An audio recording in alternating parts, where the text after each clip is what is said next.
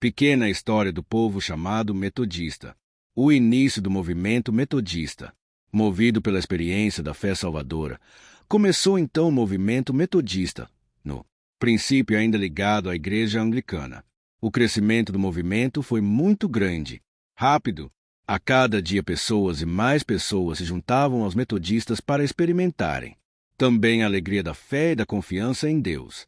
Nos meses que se seguiram, Wesley se encontrava com pequenos grupos, inclusive moravianos, para reuniões espirituais nas quais a palavra era pregada. Esses grupos ficaram conhecidos como sociedades. As reuniões não competiam com os trabalhos regulares das igrejas. Normalmente, aos domingos, Wesley e seu irmão Carlos pregavam nos púlpitos das igrejas de Londres. Mas isto não durou muito tempo. O tipo de sermão que pregavam era intolerável para a maioria das igrejas, acostumadas a sermões frios e vazios. O que os irmãos Wesley pregavam eram não só afirmativos da salvação pessoal pela graça, mas continham ainda um apelo à mudança de vida. Os púlpitos foram sendo fechados para eles por causa dos seus excessos e entusiasmo. Alguns dos colegas do Clube Santo firmaram posição ao lado de João Wesley. Entre eles, George Whitefield, um dos mais notáveis pregadores daquele tempo. Mais tarde, porque Whitefield era calvinista e cria na doutrina da predestinação, os dois se separaram. Pouco antes, Whitefield começara a pregar ao ar livre para os empregados das minas de carvão de Kingswood.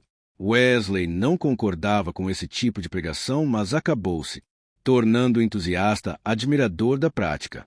Quando planejava ir para a América, Whitefield convidou Wesley para substituí-lo na boca das minas de Bristol. A princípio, Wesley tinha dúvidas em aceitar o desafio. O fato, porém, é que aquelas pessoas trabalhavam de domingo a domingo e não tinham oportunidade de ir à igreja. Além do mais, porque eram pobres, nem suas famílias tinham acesso aos cultos. A princípio, Whitefield reuniu apenas 200 pessoas. Logo depois, esse grupo havia aumentado para 3.000, 5.000 e até 20.000 pessoas. Uma das lindas experiências de Whitefield com esse trabalho foi descrita por ele num dos seus sermões. Ao contemplar o mosaico de rostos humanos enegrecidos pelo carvão das minas enquanto pregava, ele via as listas brancas que se abriam à força de lágrimas naquelas faces sujas. Certa vez escreveu: os céus em cima, os campos adjacentes, a visão dos milhares e milhares, uns em carruagens, uns a cavalo e outros trepados em árvores, às vezes emocionados e todos juntos banhados de lágrimas, e a tudo isso se acrescentavam. Caída a noite, formavam um conjunto que era demasiado para mim e me vencia de todo. Bem-aventurados os olhos que veem o que nós vemos. Na primeira vez que foi às minas, Wesley ouviu o sermão pregado pelo colega. No dia seguinte, 2 de abril de 1739, Wesley pregou ao ar livre pela primeira vez e a grande multidão pôde ouvir o sermão baseado no versículo: o Espírito do Senhor está sobre mim, pelo que me ungiu para anunciar as boas novas aos pobres. Mesmo perseguidos pelas autoridades religiosas por pregarem ao ar livre, eles nunca mais abandonaram essa prática, que se tornou uma característica revolucionária do metodismo. Das minas de carvão de Kingswood, passaram a pregar ao ar livre em outros lugares, especialmente nos locais mais pobres de Londres. Fitchett fala sobre a situação da igreja na Inglaterra. A pregação ao ar livre é a melhor expressão do gênio essencial do metodismo. Torna audível aquilo que se pode chamar a sua nota mais imperiosa. Também torna visível seu apaixonado zelo pela salvação dos perdidos, tanto homens como mulheres. Na vida eclesiástica daquele tempo, havia pouco do espírito militante, e ainda menos havia de qualquer manifestação do elemento mais divino do cristianismo, da piedade que busca os perdidos, buscando-os com compaixão e com solicitude, não se poupando a fadigas, nem se importando com as dificuldades ou as convenções. Todos os termos da grande parábola de Cristo eram, naqueles dias tristes, como é por demais comum, invertidos na própria igreja de Cristo. 99 ovelhas estavam extraviadas no deserto e havia uma ovelha bem gorda e bem vestida no aprisco. E ao lado dessa ovelha gorda se achava o pastor, igualmente gordo, que confortavelmente dormia, deixando as 99 no deserto o encargo de procurá-lo. A ovelha desgarrada tinha que procurar o pastor e não o pastor a ovelha. Mas quando Wittefield e os irmãos Wesley, com as portas de 1000 igrejas trancadas a eles, se postaram perante a multidão de pecadores imundos em Kingswood, ou diante de uma multidão de esfarrapados e viciados de Londres em Moorfield, e proclamaram o evangelho de Jesus Cristo, então a fé saía de suas trincheiras. A religião sonolenta e comodista daquela época levantou-se de sua poltrona e se tornou agressiva. Foi nesse princípio da pregação ao ar livre que Wesley tomou a consciência de que o mundo era sua paróquia. Em seu diário, a 11 de junho de 1739, Wesley escrevia: Permiti-me agora dizer-vos quais os meus princípios quanto a este assunto. Considero todo mundo como minha paróquia. Quero dizer que, em qualquer parte dele em que eu me achar, julgo conveniente, justo do meu estrito dever anunciar a todos que me querem ouvir as novas de salvação. É esta a obra para a qual eu sei que Deus me chamou, e certo estou que a sua bênção está me assistindo nela. O grande avivamento estava em progresso. A cada dia eram acrescentadas ao grupo dos metodistas mais pessoas, a maioria de convertidos novos, aos quais se juntavam os fiéis da Igreja da Inglaterra, desejosos de uma vida religiosa mais intensa e de participar daquele avivamento e da tarefa de evangelizar. No princípio, aqueles que seguiam Wesley se reuniam em diversas sociedades, especialmente a de Fetter Lane, em Londres, fundada pelos moravianos. Mais tarde, por quê? As práticas daquela sociedade não se coadunavam com o pensamento de Wesley. Este rompeu com ela. Nessa época, o grupo já havia comprado uma propriedade em Londres, que era uma antiga fábrica de canhões desativada 20 anos antes em razão de uma explosão. Era a Foldeire Fundição. Ali havia sala de cultos, onde cabiam 1.500 pessoas, uma escola, a moradia de Wesley, quartos de hóspedes, um estábulo e abrigo para os coches. Também havia salas pequenas para as reuniões dos bendes. A propriedade estava em ruínas e a reforma custou muito mais do que o próprio valor de aquisição. Foi a primeira propriedade dos metodistas em Londres. Além das reuniões das sociedades, havia cultos públicos de pregação matutina, bem cedo, antes que as pessoas fossem para seus trabalhos, e também à noite. O trabalho das sociedades era muito importante. Reuniam-se diversas vezes por semana para estudo e criou uma grande camaradagem entre os seus membros, unindo-os para o desenvolvimento do trabalho. Uma das coisas mais importantes dessas sociedades era o trabalho dos bendes, que era mais distintamente metodista do que as sociedades. Como um todo, os bendes eram grupos pequenos, de 5 a 10 pessoas, que voluntariamente se reuniam para a edificação e apoio espiritual. A confissão e a oração eram a tônica de suas reuniões e seu objetivo era o crescimento espiritual. Eram bem homogêneos, separados por sexos e idades. Também eram agrupadas por estado civil. O objetivo era permitir mais alto grau de abertura e mais franqueza dentro do band. O objetivo principal dos bands era, no desejo de Wesley, encorajar a fé, agindo através do amor, e que o amor de Deus pudesse ser espalhado abundantemente em seus corações, vidas. Com essa finalidade, eles se reuniam semanalmente para intenso intercâmbio espiritual. A designação de metodista surgiu, de maneira pejorativa, para identificar os jovens que participavam do Clube Santo em Oxford. Depois da experiência religiosa de Wesley, o seu grupo de seguidores passou a ser conhecido pelo mesmo epíteto. Na realidade, se esse nome metodista não tivesse se popularizado tanto, talvez o nome mais adequado ao movimento criado por Wesley seria redencionista, já que a redenção pela graça é uma das maiores túnicas de sua pregação. O movimento se espalhou pela Inglaterra. Novas sociedades foram criadas e acabou havendo, pelo gênio de Wesley, um grande organizador, uma certa conexionalidade entre elas. Propriedades eram adquiridas, havia mudança real nas pessoas em direção da santificação. Poderíamos repetir as palavras do livro dos Atos dos Apóstolos para historiar o que estava acontecendo naqueles primeiros anos do metodismo, ou seja, exatamente o que acontecia com a igreja primitiva. Enquanto isto, acrescentava-lhes o Senhor, dia a dia, os que iam sendo salvos, et 2:47.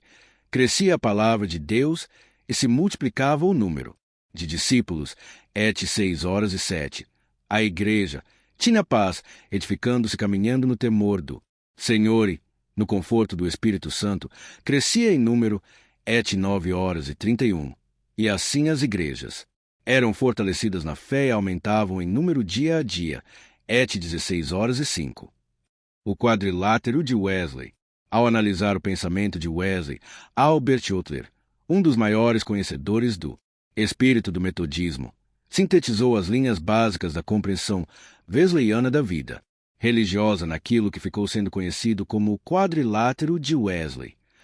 Para Wesley, as fontes mais importantes da prática metodista são a Bíblia, a tradição, a experiência e a razão. Os quatro são interdependentes e um não pode existir sem o outro. Embora haja uma primazia em relação à Bíblia, os 4 pontos devem instruir toda nossa reflexão teológica. A Escritura, a Bíblia, é a nossa única regra de fé e prática. Contém a revelação de Deus. As raízes, para o metodismo, desse primeiro item do quadrilátero vem da Reforma protestante do século XVI. A grande ênfase de Lutero foi a leitura da Bíblia naquela época, uma atividade quase que privativa dos clérigos. O grande perigo em relação à Bíblia é a bibliolatria, isto é, adorarmos a Bíblia em lugar de adorar a Deus. A tradição, isto é, a doutrina da Igreja, os regulamentos, o culto, os costumes. Toda experiência de séculos de vida cristã precisa ser valorizada. As raízes da tradição são a vida da Igreja desde a atuação dos discípulos e o próprio movimento da Reforma. O grande risco em relação à tradição é valorizar tanto a tradição ao ponto de se cair no tradicionalismo. A experiência não poderia ficar de fora.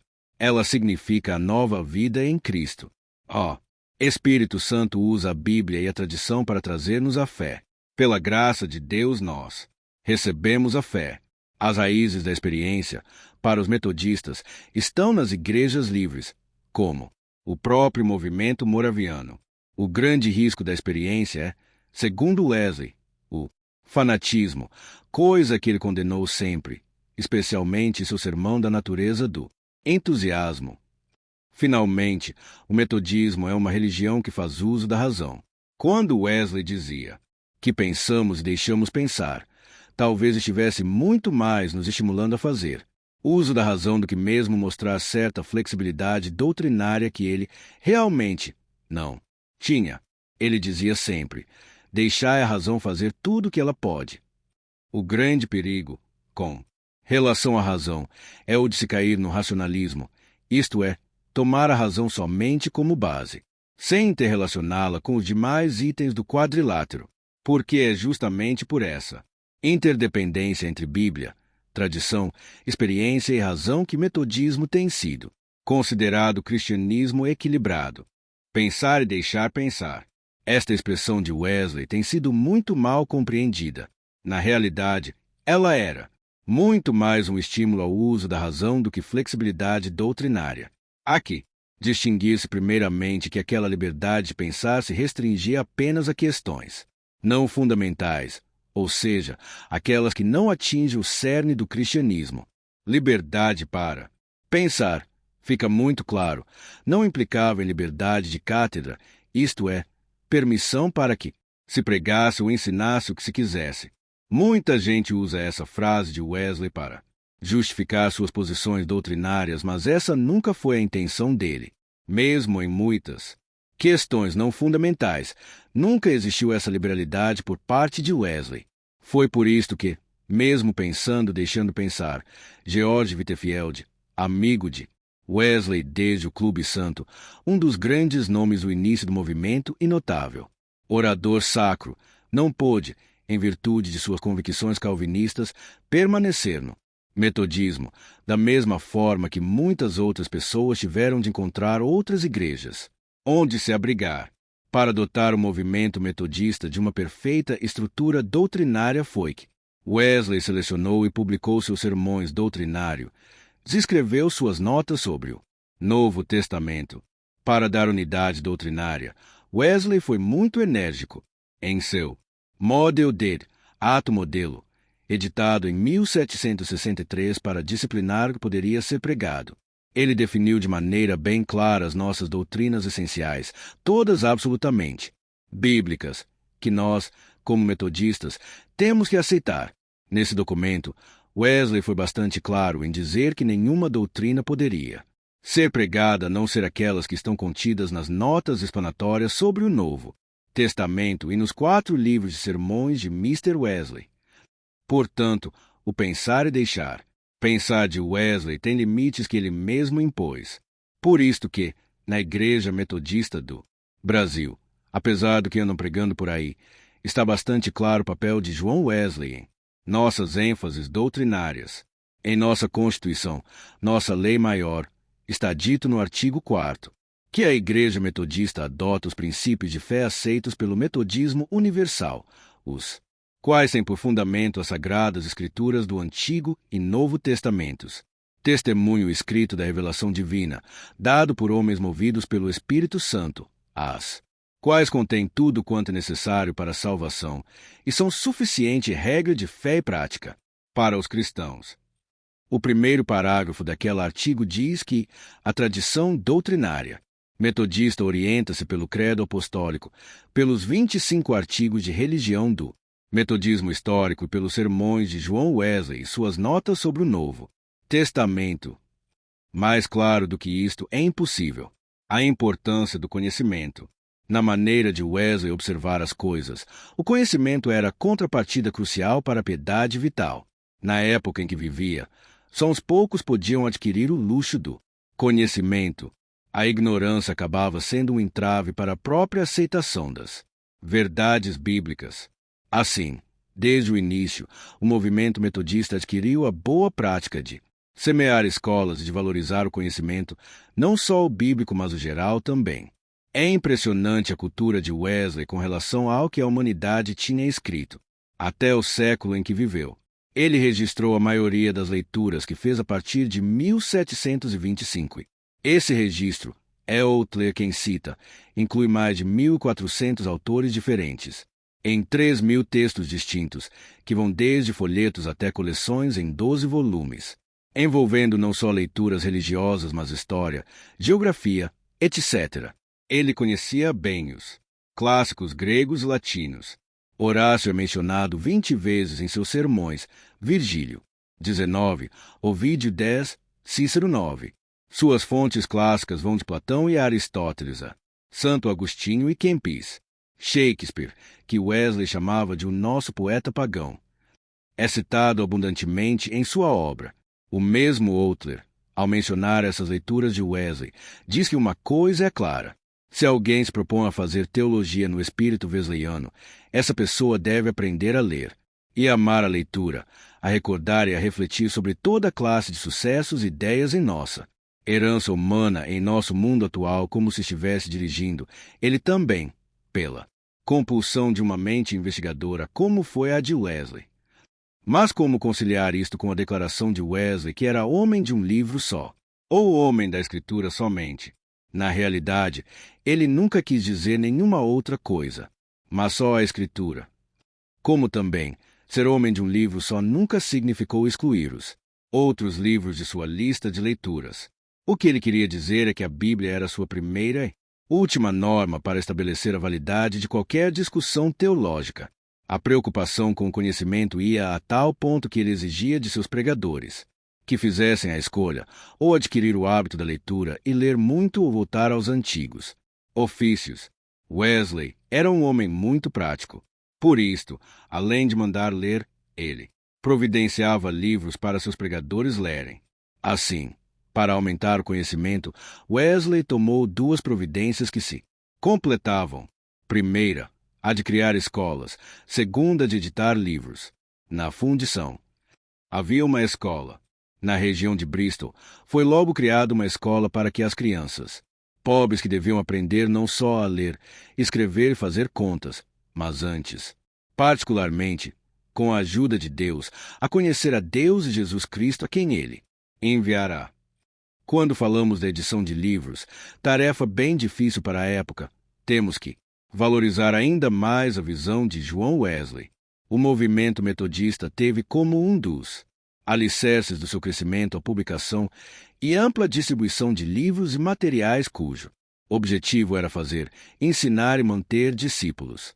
Com a aquisição da fundição, nela foi reservado um local para a produção gráfica e venda de livros e publicações, tudo sob a orientação direta de João Wesley. Assim começou para o metodismo o importante Ministério da Comunicação Escrita. Com o crescimento do movimento, o número de materiais publicados aumentava constantemente, bem como sua aceitação.